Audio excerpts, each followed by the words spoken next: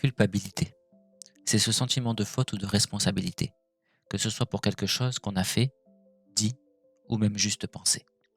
Alors, est-ce que la culpabilité est quelque chose de positif ou de négatif? On a tendance à croire que c'est un sentiment lourd, pesant, un poison. Et c'est vrai.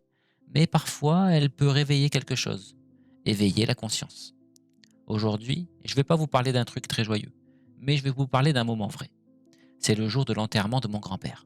Ce jour-là, j'ai pas versé une larme, pas une seule, alors que tout le monde pleurait autour de moi. Et moi, j'étais là. Je ressentais quelque chose, hein, j'étais triste, mais à l'extérieur, ça ne se voyait pas. Et je me souviens encore de certains regards, trois visages peut-être, qui semblaient se demander: mais qu'est-ce qu'il fout là, lui, s'il n'est même pas touché? Et parfois, je culpabilise. Pas d'avoir été là, non, mais de ne pas avoir été comme les autres, de ne pas avoir pleuré, moi aussi. Je me dis que je suis pas normal, que je suis différent.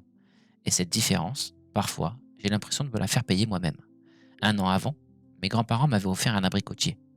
Après l'enterrement, je ne l'ai plus jamais arrosé.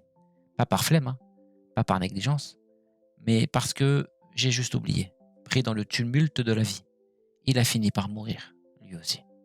Et aujourd'hui, je me demande, est-ce que c'était une punition inconsciente? Est-ce que c'était ma façon de me dire que j'avais pas le droit de passer à autre chose? Est-ce que j'ai le droit de culpabiliser pour ça? Est-ce que je dois culpabiliser pour ça? J'ai pas encore la réponse.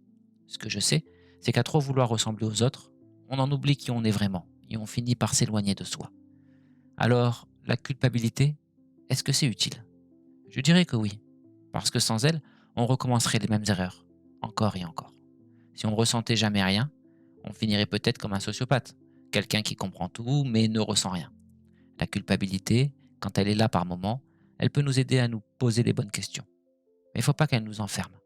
Sinon, on vit plus pour soi, on vit pour les autres, pour l'image, pour la norme. On devient prisonnier d'un rôle qu'on n'a pas choisi.